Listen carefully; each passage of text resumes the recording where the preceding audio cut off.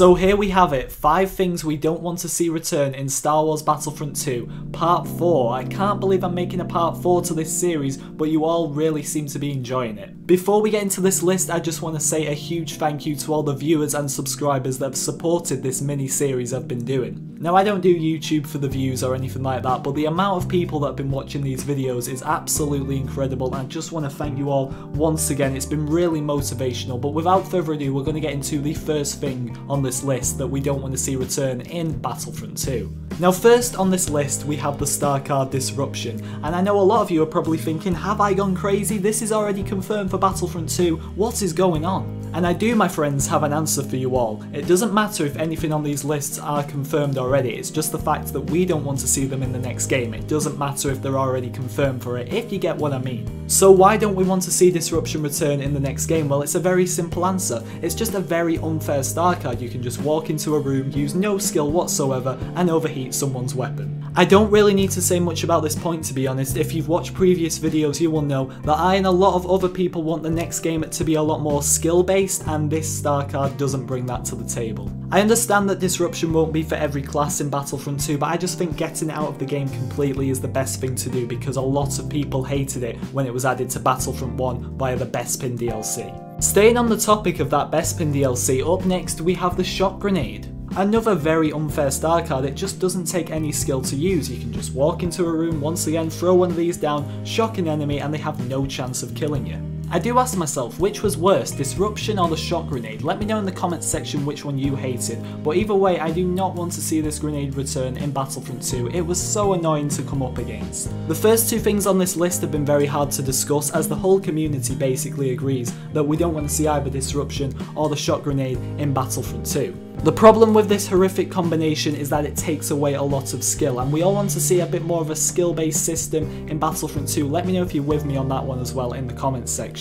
In other words, let's just get rid of things like this and spend more time working on things the community actually wants to see, such as heroes like Anakin maybe, or Padme, Obi-Wan. That's what we really want to see, not stuff like this. So next on the list we have the diorama mode.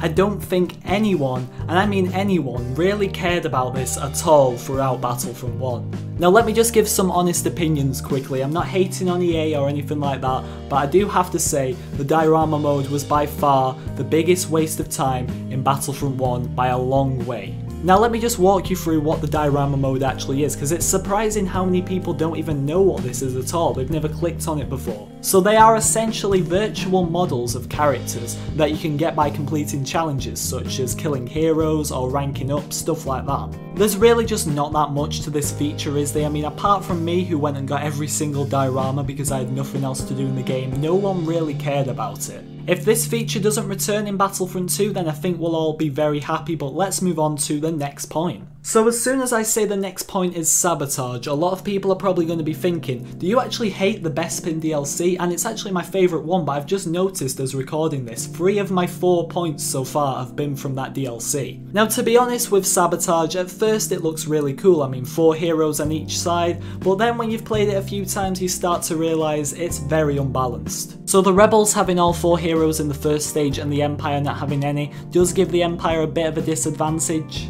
Not only this, but from someone who's played Sabotage many times, I'm sure a lot of you have as well, when you're playing as the Empire, you just want to let the Rebels get the generators in that first stage so you can get the hero pickups. In my opinion, I don't think there should ever be a point in a game where you are wanting to lose just to get some benefits out of it. You should always want to win. But the only way the Empire get those hero pickups is by losing the first round, and we know how obsessed people are with hero pickups. I'll admit, I'm pretty obsessed with getting those hero pickups. They're really, really good. So in the final stage, if the Rebels do make it to the extraction point, their heroes will be on pretty low health, and then the Empire's heroes come along with full health and win the game for the Empire. The whole game mode is just very unbalanced for me. I'd rather have it where the Empire and the Rebels both have all 4 heroes at the same time. So yep, this is probably going to be a controversial one on this list, but I don't want to see Sabotage return in Battlefront 2. Now finally on this list we have Director Krennic. I did speak to quite a few people about their opinions on Krennic before making this video, so do be sure to have a listen to what I've got to say.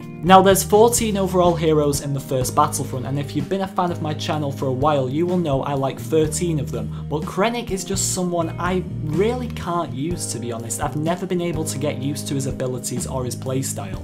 And yes, you could probably argue I'm a bit biased here, but I would like to see Krennic in the next game if his abilities were changed. The reason he's on this list is because I wouldn't like to see the current director Krennic make a return for Battlefront 2. I've never really seen anyone look at it like this, but I've always seen Krennic as a bit of a worse version of Leia, like his armor breaker is a bit worse than the Trooper Bane. His shield is basically worse than Leia's shield because his armor breaker can't go through it. And then the way he gives himself extra health is like a worse version of Leia's health pickup as well. So overall, he's just a pretty bad hero to be honest, and a direct copy of a previous one.